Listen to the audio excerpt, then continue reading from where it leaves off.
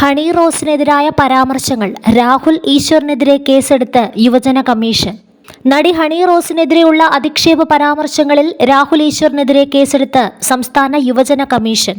ദിശ എന്ന സംഘടന നൽകിയ പരാതിയുടെ അടിസ്ഥാനത്തിലാണ് കേസ്.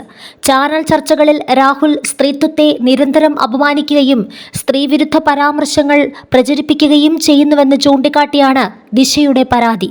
പരാതിയിൽ പോലീസിനോട് റിപ്പോർട്ട് തേടിയതായി കമ്മീഷൻ അധ്യക്ഷൻ എം ഷാജർ പറഞ്ഞു.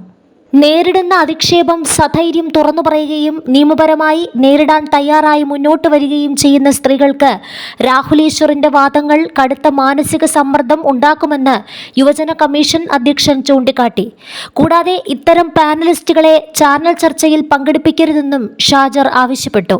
മലപ്പുറം കളക്ടറേറ്റിൽ നടന്ന യുവജന കമ്മീഷൻ അദാലത്തിലാണ് കമ്മീഷൻ ഇക്കാര്യം അറിയിച്ചത്. സമൂഹ മാധ്യമങ്ങളിലൂടെ അപകീർത്തിപ്പെടുത്തിയെന്ന് ചൂണ്ടിക്കാട്ടി നടി ഹണി റോസ് നേരത്തെ രാഹുൽ ഈശ്വറിനെതിരെ പരാതി നൽകിയിരുന്നു. പിന്നാലെ അറസ്റ്റ് സാധ്യത മുന്നിൽ കണ്ട് രാഹുൽ ഈശ്വർ കോടതിയിൽ മുൻകൂർ ജാമ്യാപേക്ഷ നൽകുകയായിരുന്നു. കേസെടുക്കുന്നതിൽ പോലീസ് നിയമോപദേശം തേടിയ വേളയിലാണ് ഹൈക്കോടതിയിൽ രാഹുൽ ഈശ്വർ മുൻകൂർ ജാമ്യാപേക്ഷ നൽകിയത്.